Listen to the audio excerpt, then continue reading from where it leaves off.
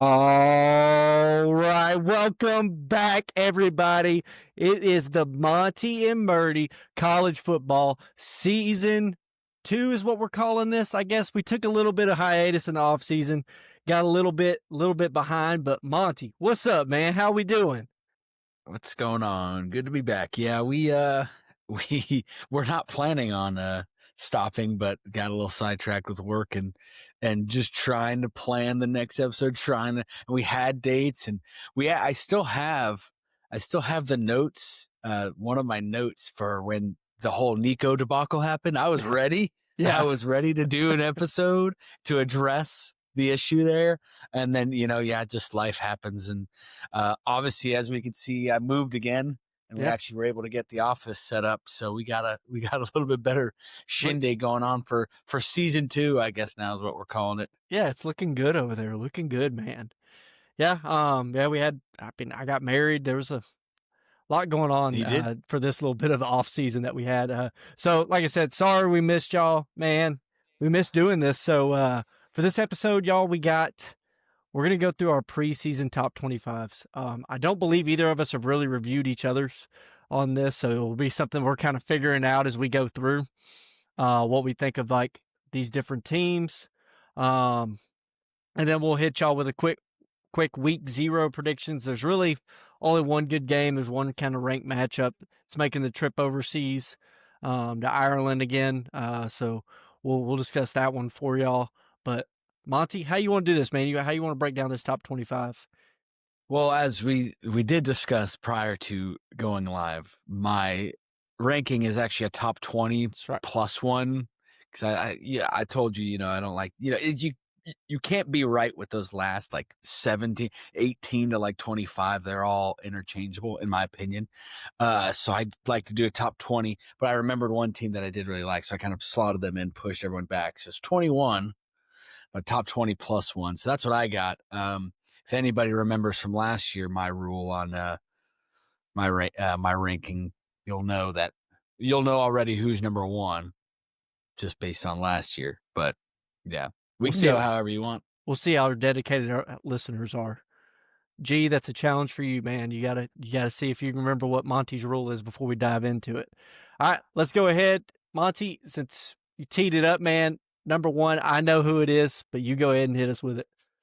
Yeah, so obviously it's my rule, the defending national champion, which this one is a little less controversial than last year's, I suppose. But Ohio State starting it off, as much as it pains me to say, they came out obviously very strong in the playoff and took care of Tennessee, took care of Oregon, and ended up being able to handle Texas and Notre Dame. So they're the national champion. It's their spot to lose. I also am a big fan of the talent that they have coming into this season. I won't say necessarily come back. People say, they lost a bunch of people and lost a lot of starters. They lost a lot of leadership. They lost a lot of veterans, but they might have and this is just from a talent perspective, they might have a more talented roster this year than they did last year. I'm not saying that they're going to do anything more this year than last year. Obviously, that's pretty tough to beat, but just talent-wise, purely on that, I believe it's more talented. So this number one spot is theirs to lose, and we'll see what they do with it. Yeah, and actually favored in their week 1 matchup, which we'll probably touch on next week. Yeah, so do you want me to tell who I got as my number one, or well, I'll talk about Ohio State a little bit. I do have them later in my poll. They're not my number one team. It really just boils down to question mark at quarterback. We obviously are going into a quarterback battle there. 5-star Julian Sayin, Tavian Sinclair, whoever's probably going to be whoever ends up winning the battle, probably going to be Julian Sayin. He did win it. He did? As of today, I believe. Oh, he got it announced today? Okay, so yeah, Julian Sayin starting quarterback. I think I thought I sent it to you. Anyways. But yeah, that's really the biggest question mark. How do they replace Jim Knowles? Obviously, they did a hire from within for defensive coordinator as Jim Knowles left and went to Penn State. So they're highly touted, or, he's renowned as one of the top defensive minds. How do they go about replacing him? So there are some question marks in regards to this team. But like you said, man, they're stocked up on talent. They're talented again this year. So it's just going to be how those stars develop and how they're able to handle some of the tough matchups and difficult games that they have on their schedule. Per On 3 this morning, 10:36 a.m. is the one that I saw. So assuming all things have stayed the same there. Cool. Then I missed it. So Ohio State, it's got their starting quarterback. We'll see kind of what he looks like. My number one team, I actually got to go with Penn State. I think they return a lot. They return a lot from last year's team that made the semifinals.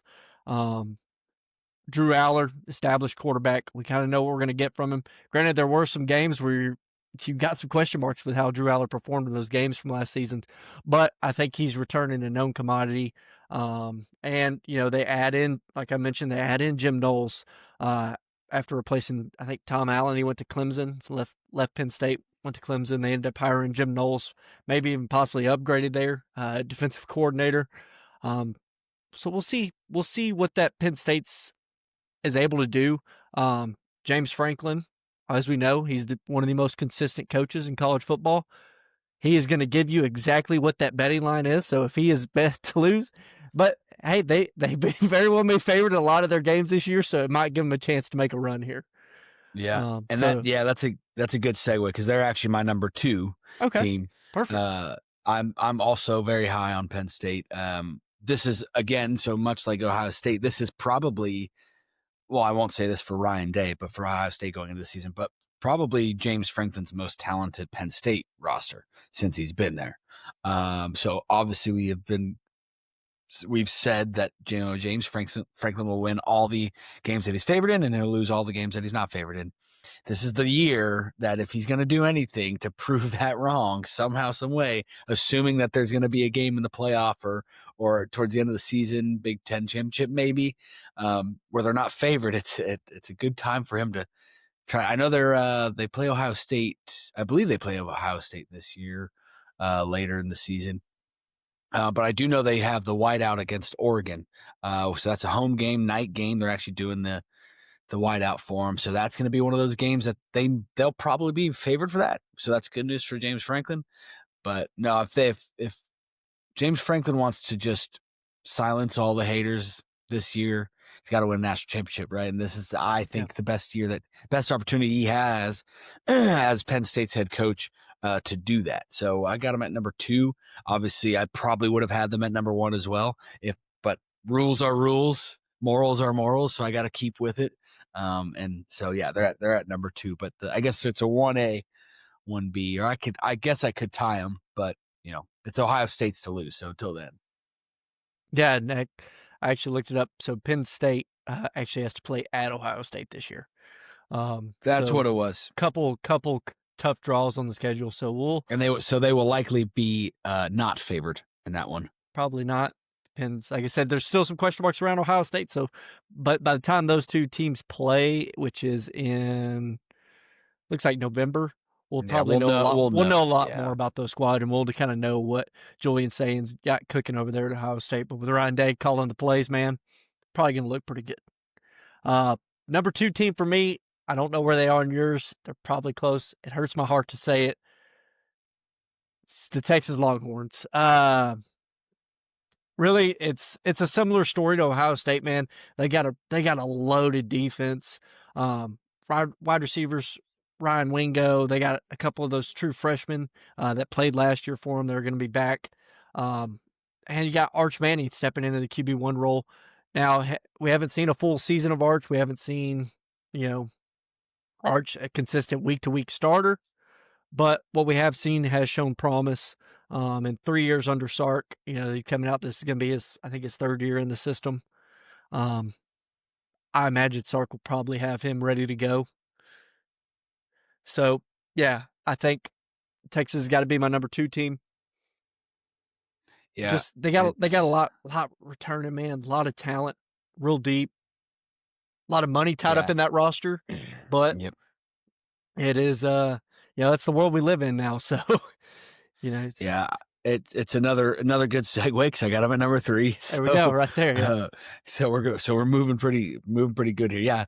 Yeah. Same thing you said. And kind of why I had Penn State over Texas is because of the quarterback position, and we know what we're probably going to get from Drew Aller if he stays healthy. Mhm. Arch Manning, we think we know what we're going to get, but we're not 100% right. He started 2 games, but it was nothing against the 2 opponents, ULM and Mississippi State. But with that being said, it was 2 starts against ULM and Mississippi State, and he played really well.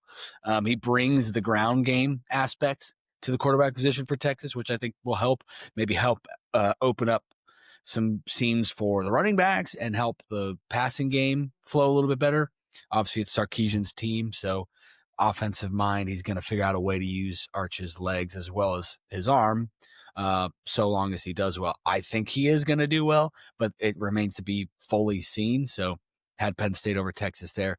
The other question mark was the O-line. They do return a lot of the other positions, but the O-line is kind of the one that they did go out in the portal and pick up some guys, some key guys for the O-line, but until I see how they mold together all at one, and then if they can protect Arch and how well Arch does, like I said, I do think they're going to be a very good team. They have all the talent in the world, and they spent the money, right? And Ohio State proven that if you spend the money, it's most likely to pan out. So we'll see, but yeah, I mean, you get to this, you get probably my top 4. You can make an argument for everybody kind of interchanging. It's one of the things. That's why I'm not a huge, projection preseason top 25. Because you could argue for any one of these teams, but that's the reason why I have Texas at 3, and vice versa, all the other guys second and first. Yeah, it's just, granted, I wouldn't say we've seen more out of James Franklin than we have Steve Sarkisian. I think it's kind of probably seen more out of Sark, but we got the solid play at quarterback. We know what we're getting out of Drew Aller. We think we know what we're getting out of Arch Manning. It's just that's really where I went, is when I was ranking those teams. Is I know what I'm getting from Drew Aller. I think I know what I'm getting from Arch, and Right. We'll see what I'm getting from Julian Sayin. That's why I went 1, 2, 3 there. Number 4, I actually got the Clemson Tigers. I'm gonna let that sit. What do you think? How you feel about Clemson? I have Clemson at 4. Clemson at 4. All right. So Yeah. We're both there. Yeah, I think they're going to be good. I think they're a good squad. I think they're going to get a little bit of a benefit here from playing in the ACC. Which and this is one of those this year, but yeah, this is one of those teams too that I had that I was like, I could put them at number 1. They're number 1 in returning production. Cade Klubnik's on year 3 in the system. Their offensive coordinators on year 3 teaching this system. They have the best receiving core in the country. There's a lot of upside to this team. I do really like Clemson. I have them at 4, but this is one of those national champion contenders that I have. And probably added in a defensive coordinator of the likes of when Brent Venables was there. When Clemson was in their heyday, challenging for national championships year in, year out. Brent Venables left, took the Oklahoma job. Wes Goodwin took over. He was relieved of his duties, replaced him. They hired in Tom Allen from Penn State. Probably a great hire there.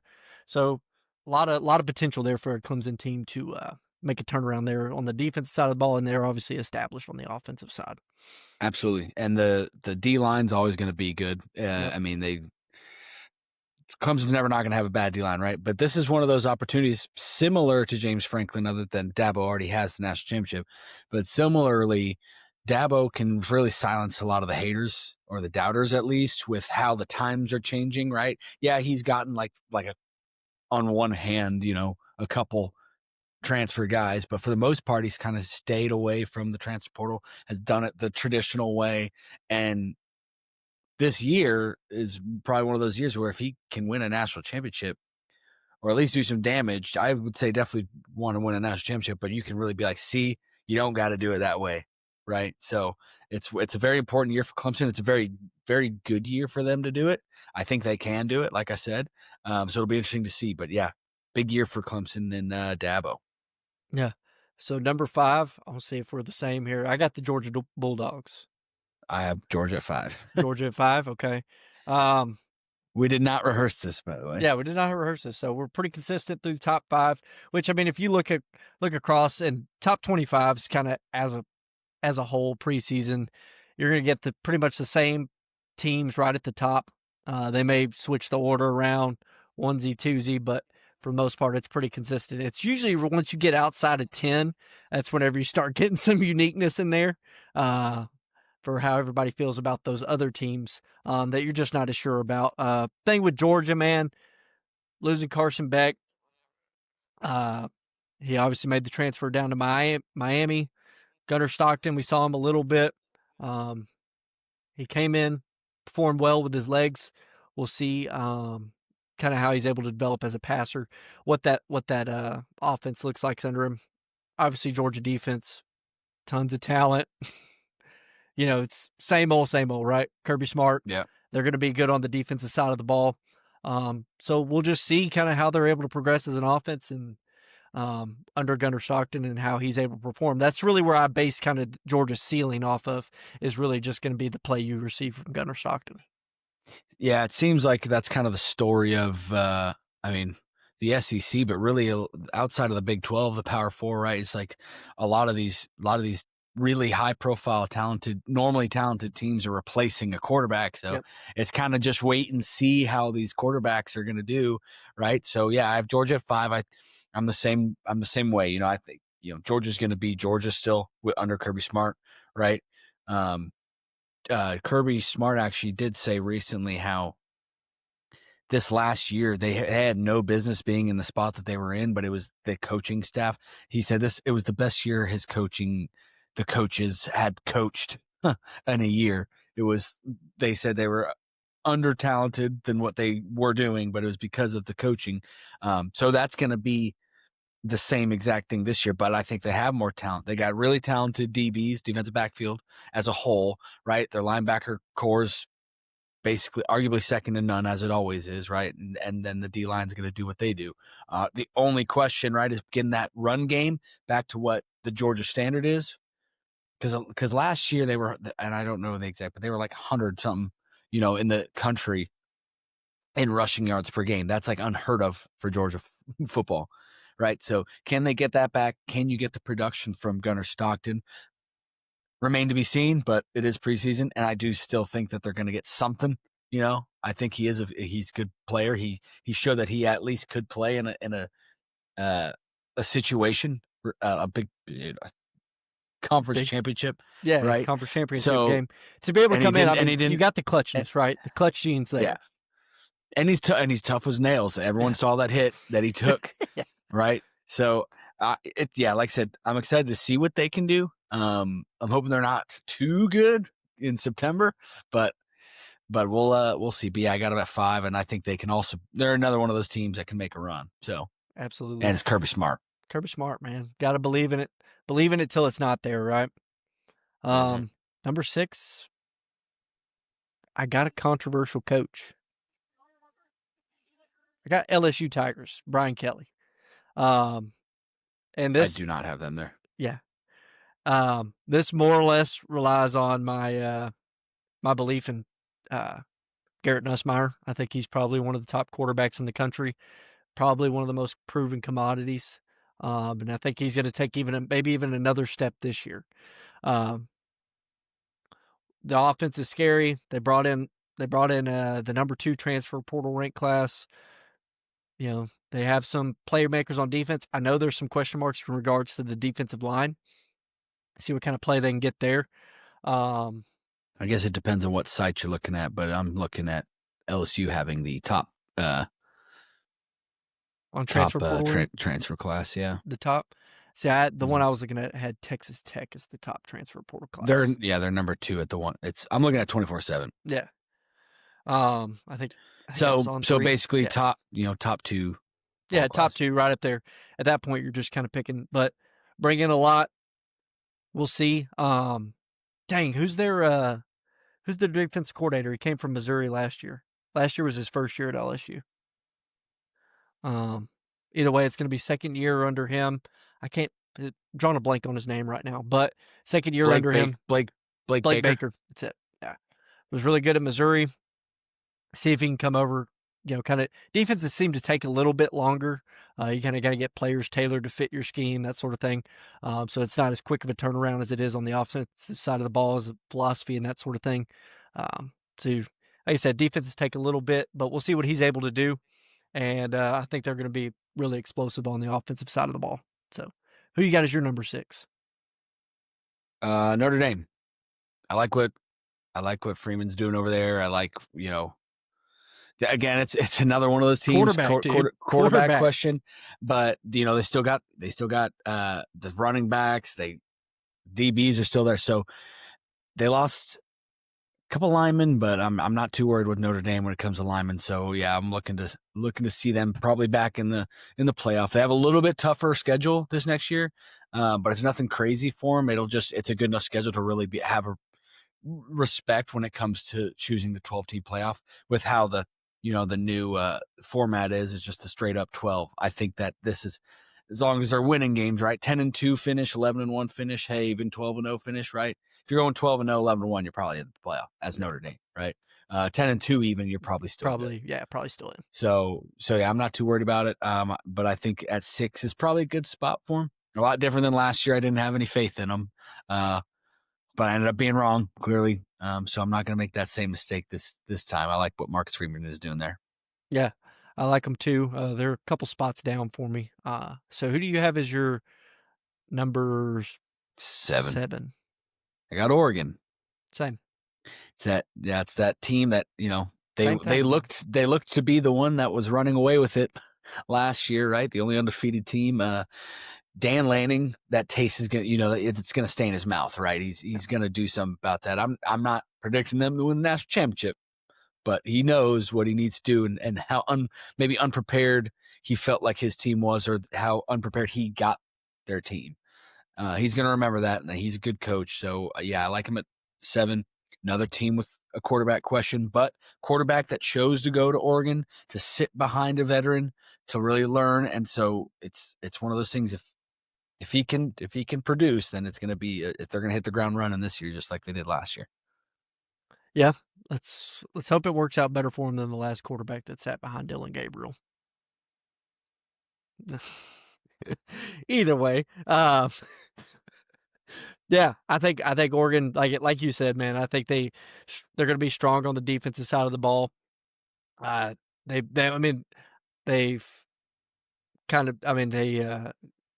They performed really well in the Big Ten in their first year.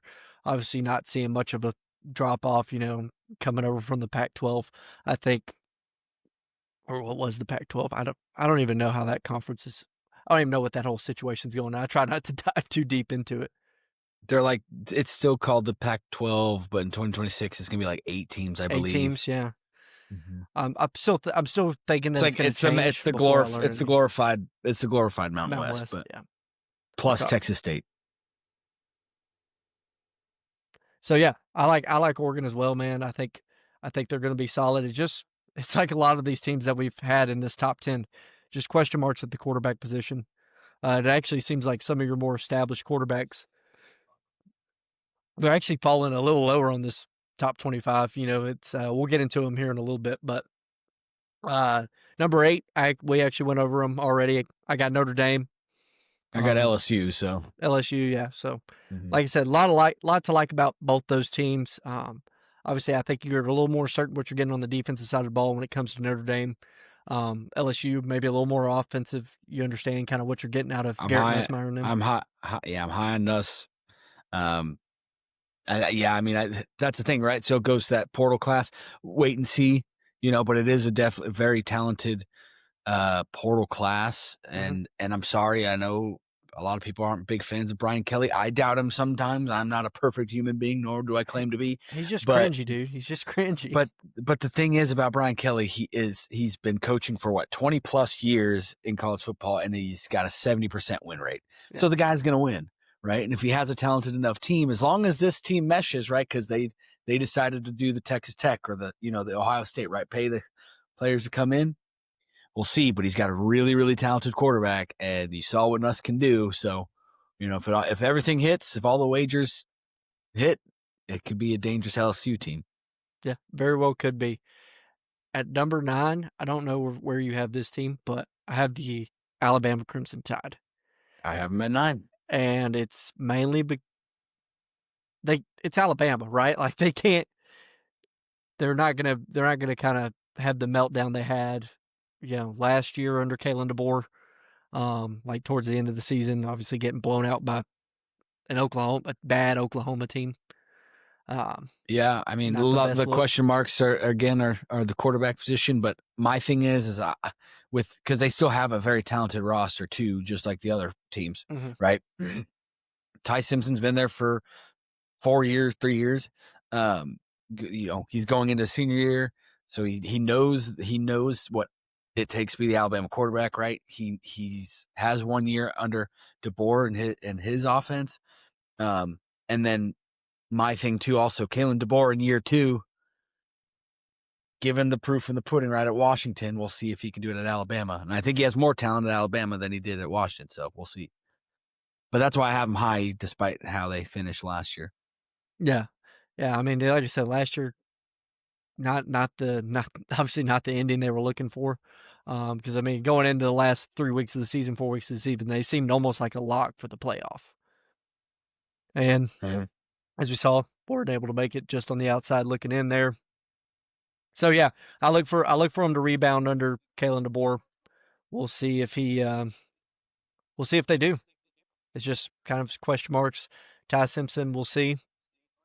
Only thing that doesn't sit right with me is just, you said it's his 4th year in the program, right? You just got to wonder if, somebody that's been there that long, why haven't you seen them yet? Right. And in the limited times that we have seen him, it hasn't been. The thing is also he was kind of in the shadow of Jalen Milroe, but again, I agree with you. It's like, Jalen Milroe went into last season as a Heisman contender, and then it was kind of like people were done with him, but it was like, why wasn't, Ty Simpson put in that position towards the end of the year? Maybe they were just riding with the guy and being like, hey, next year it's you, but there was a QB battle, so we'll see if Ty Simpson can be their guy this year. But with that being said, knowing that there was a QB battle, it's like if Ty Simpson shows that he's going to struggle against Florida State, it's like, do you already plant that in his head and you put somebody else in? It's like it can get bad for Bama quick. I don't think it is, but it could turn sour really quick. But it's just, whenever Jalen Milroe, like he was having that brutal Oklahoma game where Brent Venables was just freaking tearing him up, right? And you never saw Ty Simpson. Never even had him throwing on the sideline. Never even had him in the bullpen, if you will. You know what I mean? So it's like, you makes you think, but he won the job. So we'll see. Kalen DeBoer knows more about quarterbacks than I do, so I trust he knows what he's looking at. Number 10, I got a team that I know you love. I know you love this team. You at least love this quarterback. I got the Gamecocks. You don't love him.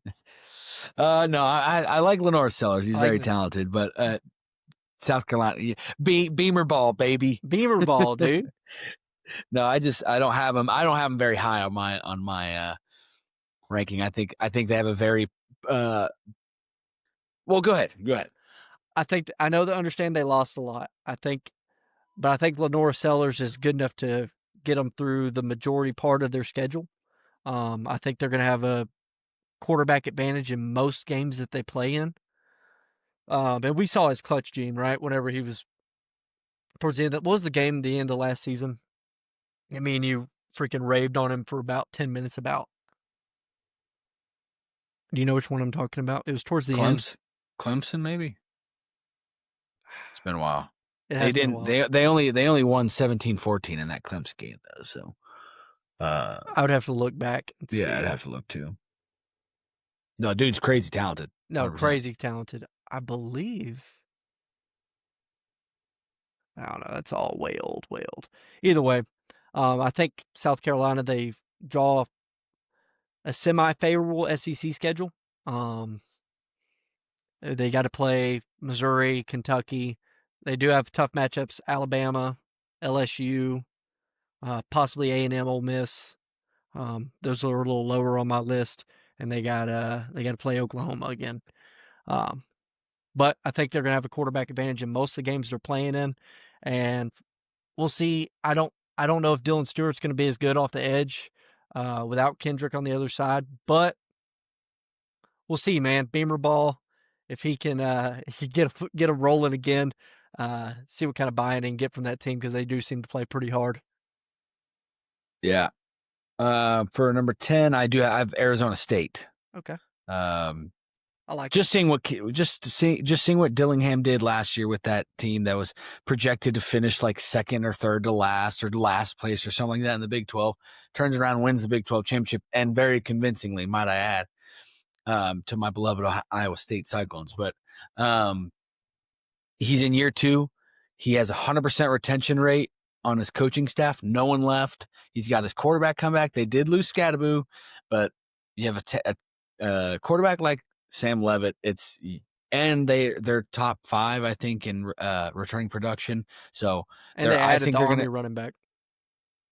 Right. And so I think they're going to hit the ground running and as long as the coaches coach like they did last year, right? And everyone stays healthy, I think it'll be another good year for Arizona State.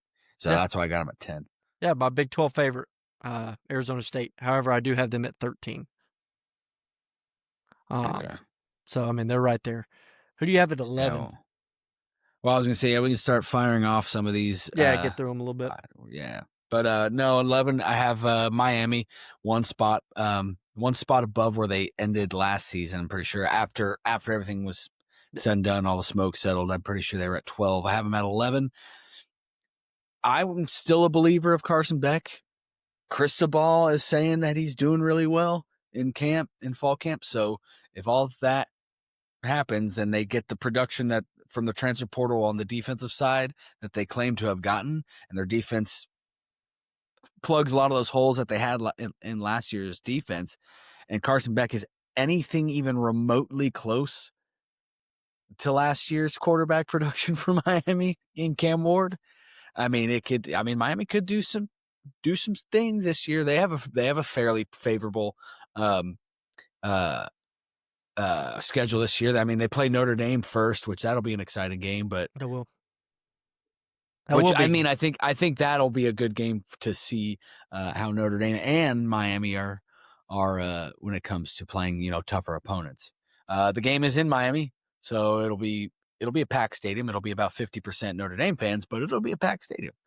But yeah, I think that Carson Beck, just seeing him, how he was 2 years ago with that Georgia team, and a lot of things last year were not fully his fault. Georgia led the nation in dropped passes at the receiver position. So I think he'll be fine over there. Chris Ball they're trending up each year. So we'll see what they do. Yeah. I got Miami at 12. So I mean, right, pretty much one spot from behind you. I think Carson Beck gives them a good chance there.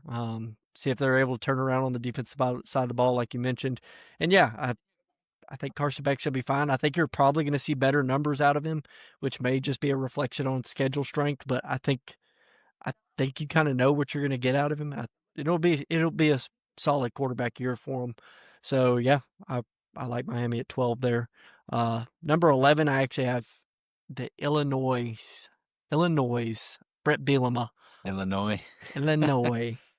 I like Luke Altmaier, man. I think I really do. They went on a 10-win season last year. Nearly made the playoff.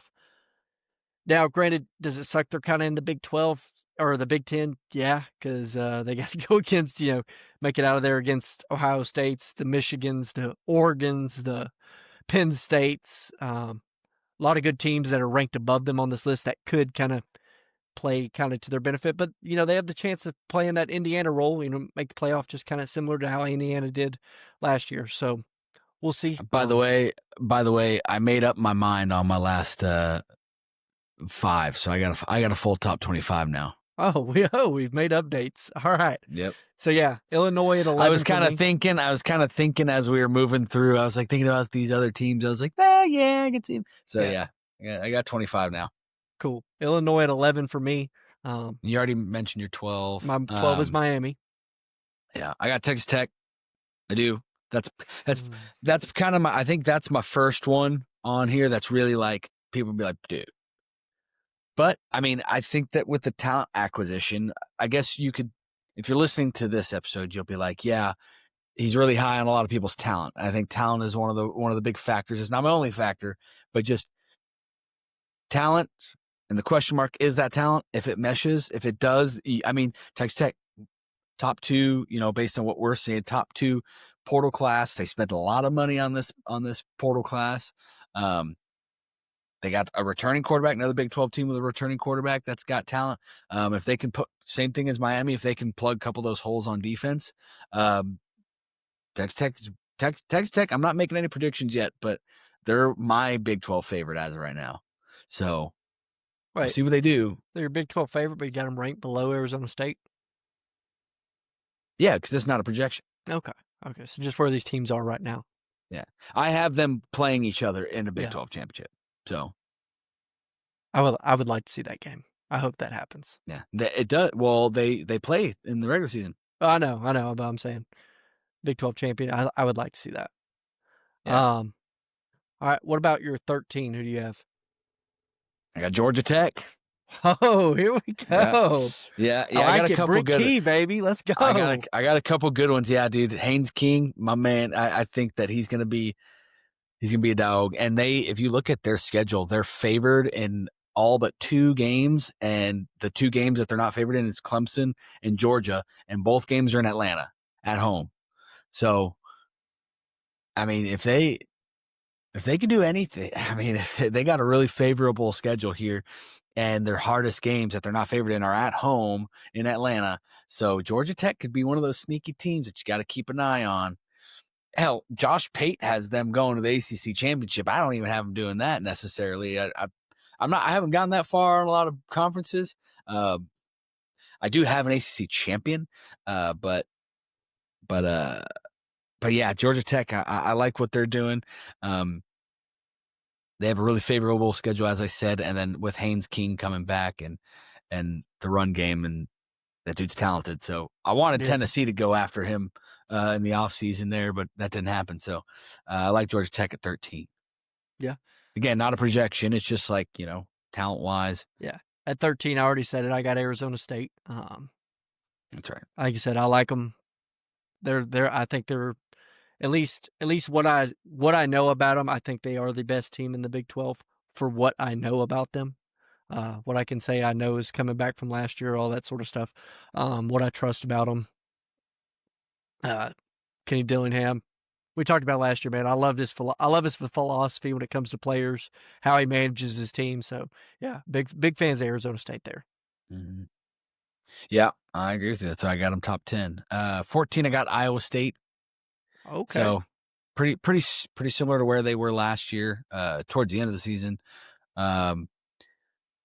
It's one of those. It's a comfortable pick because they got the production coming back, right? Rocco Becht, the offense, talented receivers, talented DBs, and you got Coach Campbell, right? Another team that's up there. I think they're 3rd or 4th or something like that, and the odds to win the Big 12. So it's kind of similar to last year. But I think with Rocco Becht as the seasoned veteran now, it's going on his 3rd year starting. I think similar to Cade Klubnik at Clemson. Yeah. It's a high ceiling for him this year, so I think they'll be able to do some damage. So I got Iowa State at 14. 14, I have Indiana. I think Kirk Cignetti. I think he's got a little something there. I don't think they're going to be a freaking one-trick pony. I think they're going to be pretty good. They added Fernando Mendoza out of the portal. We'll see what he looks like. Put up big numbers. I forget where he came from. It's drawing a blank on me right now, but he had big numbers where he came from. Who was it? Fernando Mendoza. Oh, yeah, I know. I think it's a D2.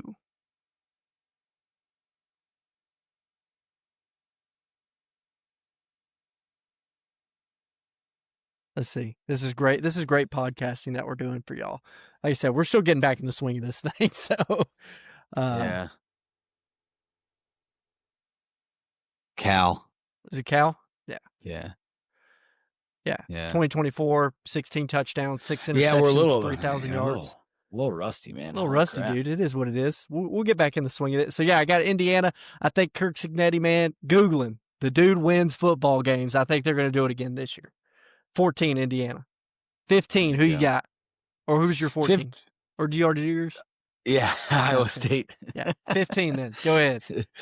This is where I have South Carolina. Gamecocks, baby. I think that they do, like you said, they do have one of those more favorable SEC schedules this next year, which will help them. But I think they have a very real possibility of being what I said Missouri was going to be last year. Mm-hmm. I think that's a very similar outcome for South Carolina. So we'll see. But not much else to say about them because I can. There's a real possibility where they could end up, top 10. There is. There's also and definitely in the out of the top 25. Right.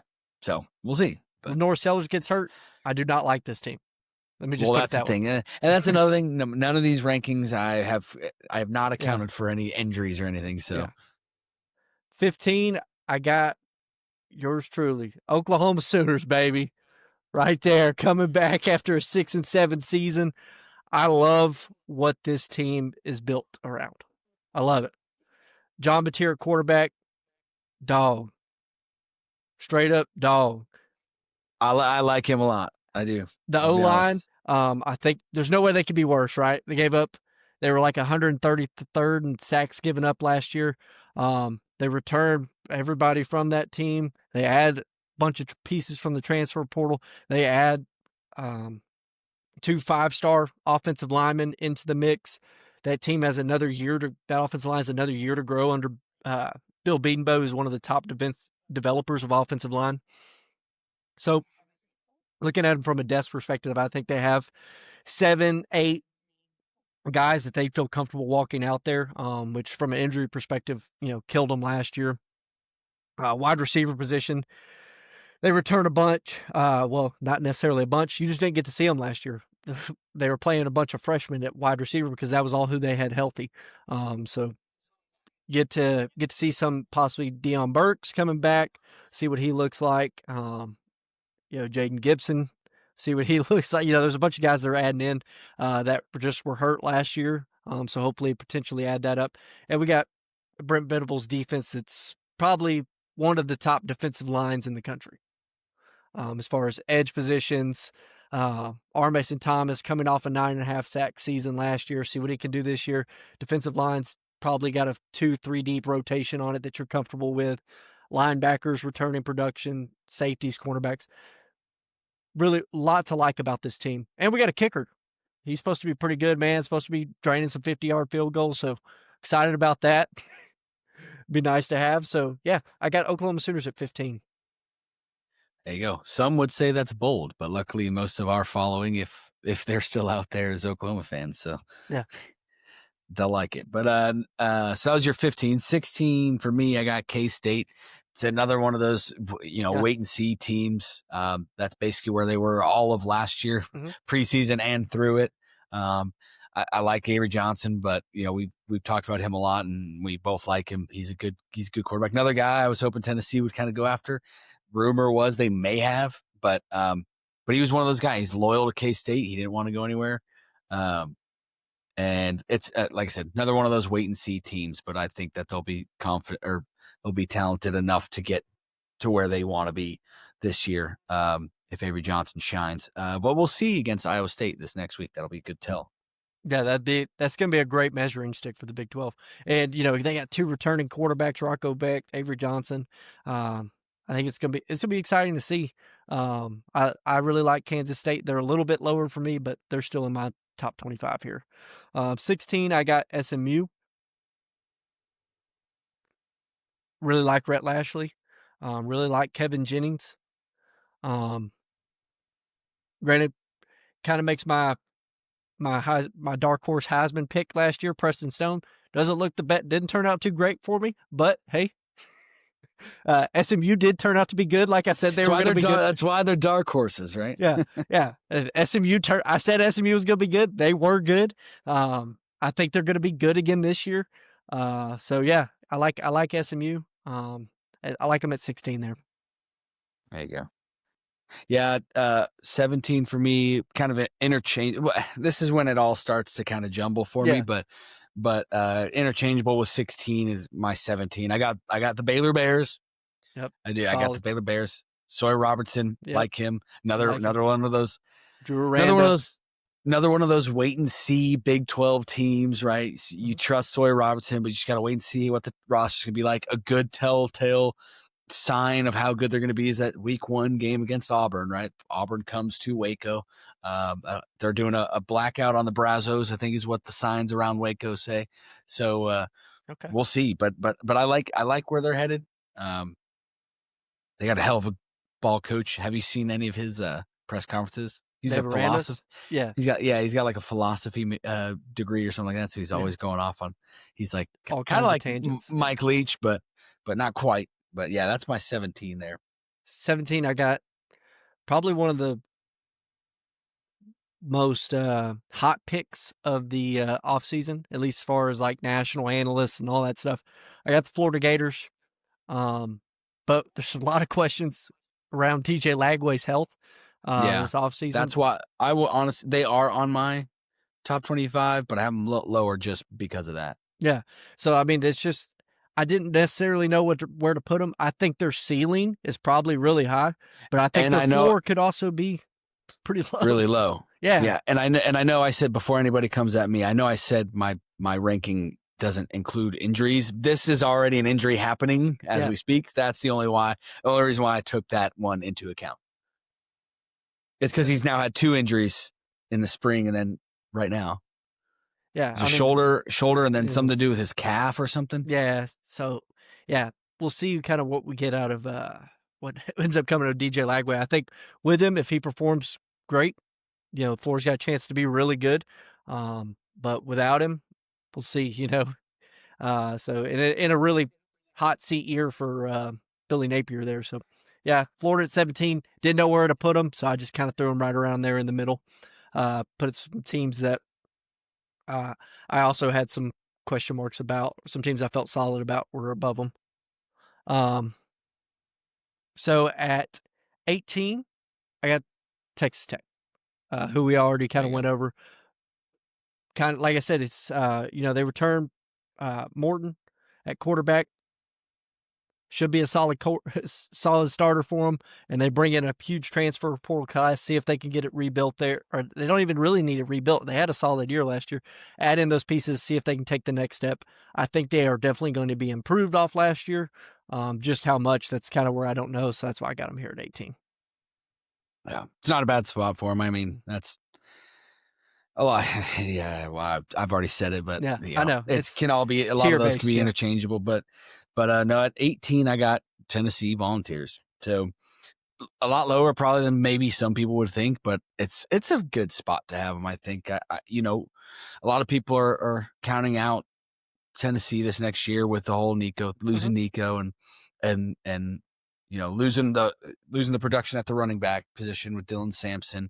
But we got to hurts more for me than that hurts my perspective of him more than losing Nico. I agree with you, and I think that is it. And then we just have a lot of question mark. I'm already doing it. They have a lot of question marks at the O-line position, so replacing some guys. We did go get Sam Pendleton from Notre Dame. That was a big get, and Wendell Moe from Arizona. So we got a big O-line. We'll see. I like the O-line. We'll see how those guys do. Got Star Thomas, the number 1 O-lineman too, Sanders. David Sanders. Yeah, they're still not 100% sure that he's going to be he's starting yet, but true freshman, you got to work him in, but still got 2 weeks, and I'm sure you'll see him. Yeah, you'll see him. But especially in these earlier warm-up games, you'll probably see I think Tennessee's got a good O-line. They got the Duke transfer Star Thomas from Duke, running back.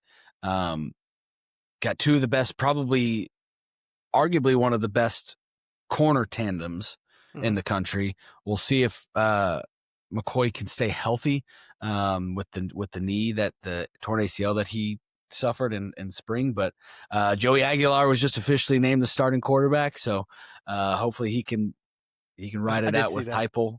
Yeah, and Heupel has a reputation to have good quarterbacks. Yeah, quarterbacks come to Heupel, they normally tend to have success. We'll see, but if we can get some production out of him, even similar to Nico, hopefully a little bit better, just stat wise, for touchdown sakes, and minimize the turnovers. That's obviously a lot of people's big question, is the turnovers for Aguilar when he was over at App State. So we'll see, but that's why I got him at 18. I think that Tennessee can make their way back to the playoff if Joey Aguilar overachieves what everyone's expecting to happen, and then if our run game can hit the ground running. We got the D line, we got the defense. Arion Carter at the linebacker position. We got a lot of veterans coming back on the defensive side of the ball, so I'm not too worried about the defense there. It's more of, can we score the points? Yeah. Well, I mean, the run game is going to be my biggest question mark. I don't think you need Joey Aguilar to be great. I think just good. He could just be just good. Minimize the turnovers. Yeah, minimize the turnovers. I think Tennessee's defense will play them into a lot of winning football games as long as Joey Aguilar's not just giving the ball away, putting them in bad spots. Tennessee's actually my 19, so great transition there. So I got them right there at 19, pretty much one spot from back where you had them. So who's your 19? Oklahoma. Oh, there we go. Already talked about them. Yeah. So I won't speak too much about them. You kind of hit it on the nail on the head there. But yeah, I love John Mateer. I think the main reason why I have Oklahoma lower, and this isn't a projection again, but just knowing what their schedule is, yeah, it's probably the hardest schedule in the country, them in Florida, right?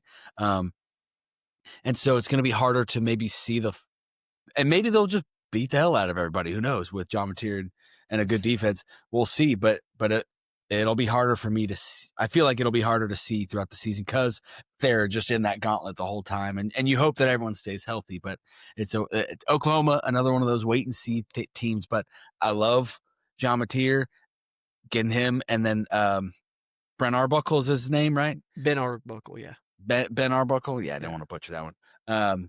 His OC coming in, right? That's huge. And that's huge to have him. Yeah. So I like that. I mean, hell, Oklahoma's coming off a 6-7 season, and I got them ranked. And with that schedule, that's a good thing. I think they can really do some damage. I'm concerned about Oklahoma walking into Neyland Stadium and kicking some ass. So we'll see, but we'll see what happens. Yeah. Worked out good last time. So I got them at 19. There. Yeah, Baker Mayfield. Did. We'll see. Number 20, I got Kansas State. We already kind of talked about them. Avery Johnson, Dylan Edwards. I think there's a lot of consistency to like there. It's just, kind of where you have all these teams kind of on this back end. You could talk me into 14 to Kansas State. You could talk me into outside the top 25, right there outside of it. So, yeah, Kansas State, we'll see where Avery Johnson comes. I mean, we talked about last year, he's kind of like riding a wave. His highs are really high, his lows are really low. So we'll see kind of what they're able to get out of him this year as far as a consistency standpoint. Yeah. 20, I got Indiana. You talked about Kurt Cignetti. I do like him. We'll see if Indiana, if he can do it in year 2. If he might have caught a little lightning in the bottle there. I just think with he brought over basically his whole James Madison team from the year prior, and those were really talented players. So we'll see now with what he's got there. But you said, hey, or what he said, you quoted, Google me. All he does is win, whatever. I got him at 20. It's one, and I know I've said this for a couple of different teams, but it's one of those things. Wait and see if Fernando Mendoza can produce the way that what's his name, quarterback last year. I know. I'm working. I'll work on it. Keep going. But yeah, well, that's it. We'll see if he can produce like the previous quarterback did. I almost said Kurt Cignetti. Curtis Rourke. I just thought of it. Yeah. I wanted to say Kurt Cignetti, but I know that's the coach. Yeah, that's my 20. 21, I got USC. I know you might not like that one, but I do think Lincoln Riley's a good coach. I think that he's going to be down only for so long, and he solved the defensive coaching issue that he had. At least it looks like it. And he's got a really talented roster, so I like them. I think that they can end higher than that, but I got them ranked preseason. Yeah, I mean, it seems almost counterintuitive. The question mark I have around USC is not even necessarily their defense; it's their quarterback, and it's like, okay, you almost got to default to Lincoln Riley's going to figure out the quarterback deal. Jaden Mayava had some pretty good. I mean, he was. I didn't think he was bad last year. No, the bowl game was great. His stats are kind of, they're not blow you out of the water, but I think he's probably going to be more than serviceable. I think he'll be really good. And yeah, I think USC is probably going to be pretty good. I got him just outside the top 25.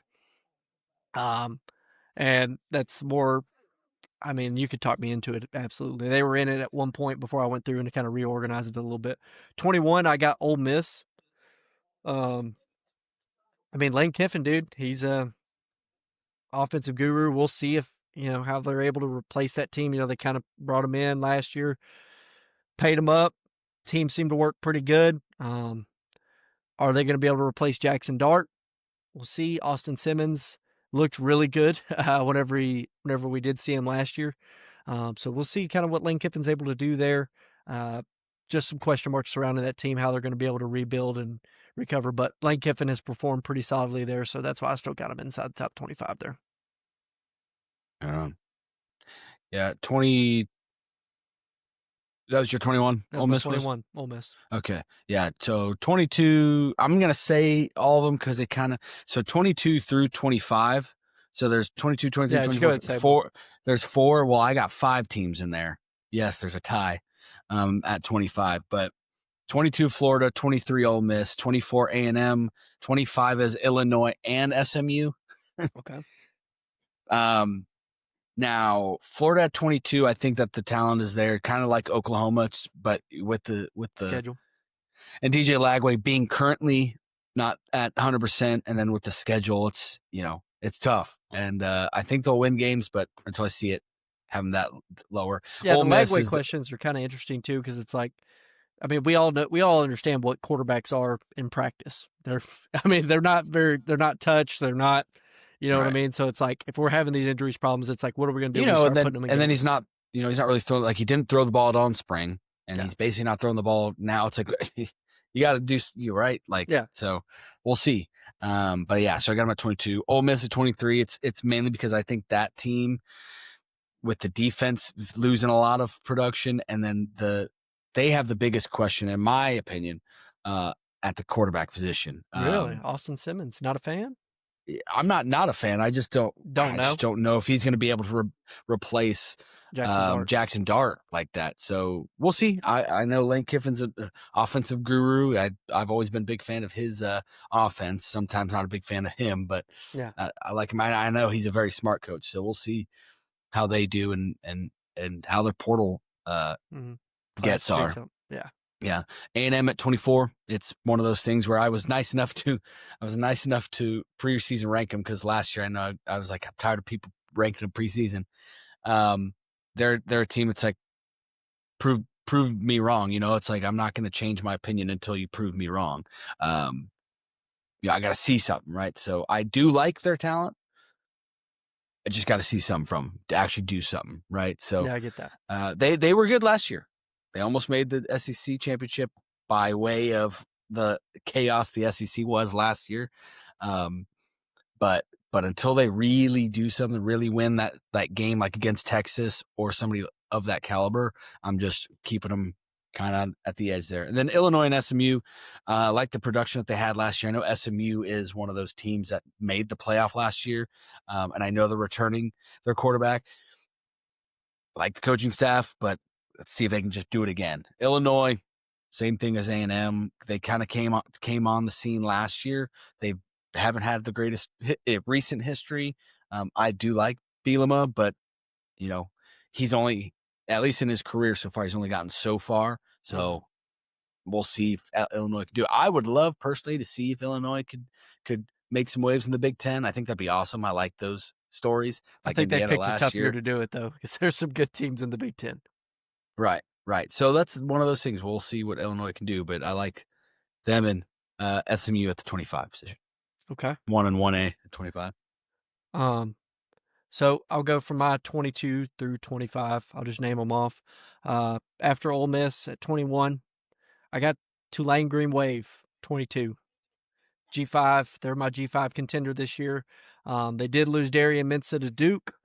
However, they added in Jake Retzloff from BYU, who we saw play a lot of freaking hero ball, a lot of close fourth quarter games, and he was magical in those games. Part of the big reason why I don't really know what the whole beef was between him and BYU, why that relationship kind of ended, or how he kind of went. I think he may even walked on to Tulane. He was in a civil suit or something like that about like a sexual assault or something, and so BYU's football program found out that it was premarital sex, and I guess they said, yeah, we don't do that here. So okay, well, don't quote me because I don't know the exact story. I don't want to get in trouble for that, but that's what I've heard. Like I said, I know no details of that, but I did watch that dude play some football last year. Real good, real good clutch gene. So I think Tulane was real good last year. I think him stepping in, I think their schedule plays pretty favorable for them. So I like for them to be that group of 5 contenders. So that's why I got them in there at 22. Texas A&M, you kind of touched on them. I got them at 23. We'll see. They had some tough matchups. They got Notre Dame early. In South Bend too. That'll be a good game. You'd be like, okay, yeah, I can see this or not. We'll see. I mean, they got. I like Marcel Reed too. Yeah, Marcel Reed's solid. He's got obviously he was the backup coming into Connor Wayman last year. He's got a full offseason coming in. We'll see. Maybe he'll improve significantly. I think he's got a pretty good chance of it. So yeah, I like A&M at 23. Michigan at 24. I mean, granted, it was a down year for Michigan in the first year of Sharon Moore, but they beat Ohio State and Alabama, and did it pretty much with no quarterback. So, yeah, I mean, adding in Bryce Underwood, even though he's a true freshman, my thinking about it is, man, I don't think it's like. Granted, I don't know how he's going to be as a true freshman. It's really tough to come in, start your first year, especially in a Big Ten, SEC, something along those lines. Real tough, but I don't think he could be worse than what they had last year at quarterback position. So, I mean, just his talent alone adds a different dynamic to Michigan. So we'll see if they're going to be good. Early matchup against Oklahoma, that's going to tell us a lot about both of those programs there in week 2. So looking forward to that one. 25, I got Nebraska. Pretty much going Matt Rule year 3, Dylan Raiola year 2. Hopefully he's going to improve. I had them too towards the end there, and I just kept moving them back until they were out. But yeah, I like them too. And I wouldn't be surprised if they do something. Yeah, I mean, they got a lot of great coaches on that staff. I mean, Dana Holgerson's the OC there. So like I said, I kind of like it. I think Dylan Raiola showed us a lot of stuff last year as a freshman, showed us some freshman mistakes, late in games, throwing the late pick. There's stuff like that, but I think he's going to grow, kind of develop with the full offseason. I think it'll be a little bit better, and if they're going to be a little better, I trust Matt Rule in year 3 to get the Cornhuskers ranked. So yeah, that's my top 25. Do you want to go back through it, or do you think we're good? You want to just name them off or no? I think we're good. We can also post them online if you wanted to. Yeah, we'll post them online. We'll drop that on our X, drop that on the Facebook for the pod. Let's go ahead. We'll figure out the graphic for my 1A and 1B at 25. Yeah, we'll see what that looks like. Week 0 predictions. So this Saturday, man, we got football. One big matchup kind of on the card, or at least ranked matchup.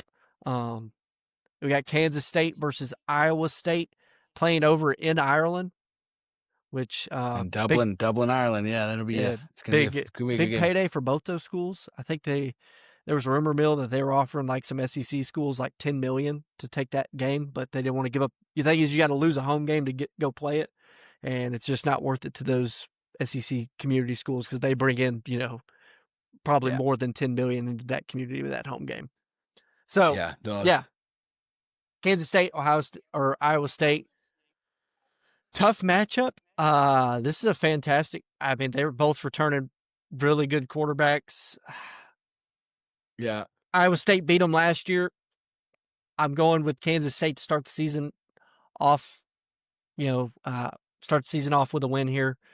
I don't really know what my basis is for picking against Iowa State there. Just I think they maybe get a redemption on them here, and I think Kansas State may be able to start the season off a little bit on a better note. Yeah. Well, I'll make you feel better here. I'm taking Iowa State, right? Perfect. There we go. So we got the 50-50 split. No, but you hit it on the head again. I mean, I noted, I was like, it's hard to predict. It's hard to predict week 0 through like 3 or 4. I mean, it's just finding out the personality of teams, right? It's like all we know in this game coming is like who they were last year, right? K-State returns 11 starters on both sides of the ball, like in total. Mm-hmm. And then Iowa State returns 14. So not a huge difference there either. So it's like, who are the guys that are going to be filling in those empty slots, and how well are they going to do at those positions, right? You got Rocco Beck and Avery Johnson. It's probably going to be a shootout if I were to guess. Probably. So we'll see. It also it just depends on how the travel affected each team, right? So it's like a lot of variables going into this game, and they're both considered relatively favorites to be there at the end with the Big 12. So I'm taking Iowa State. You're taking K-State. I think that's a good thing, and it shows how this guy. It'd be interesting to see. I don't know the betting line for this, but I'm sure it's pretty close, like 3 points or something. But yeah, we'll just have to wait and see. Yeah, it's just a lot. There's a lot, that kind of. There's a lot that just could change on it. Looks like the K-State Wildcats are 3-point favorites, so +3. So it's like, but basically a pick'em game. But I don't know how they awarded home favorites or anything like that. I doubt it. They got to put the line somewhere. So usually when you see those lines right around 3 or just under 3, it's usually a pick'em game. So good game. I think this is a really kind of an underrated game to kick off the college football season for. But it was like we talked about last year, man. The Big 12 is exciting to watch, and I think this is a great platform for them to showcase this conference, especially with 2 really good teams here. So I think this is a really good way for the Big 12 to kind of showcase themselves in week 0, and everybody in the college football world is going to be watching this game. So I know Pops will be watching it. Oh, he's going to be locked in. He's probably going to be mad at me for that K-State pick there, but we'll be all right. We'll be all right. Yeah. We'll wrap it up. That's a pretty good episode. I was just going to say, a game that in week 0 that people I don't necessarily have a prediction on it, because again, it's hard to tell week 0 when you don't really know these teams fully, but just a game to keep an eye on that could matter at some point for either team.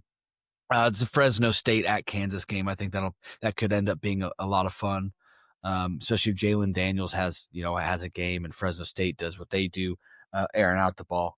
Be exciting to see how that game ends up. Yeah, looking forward to that one.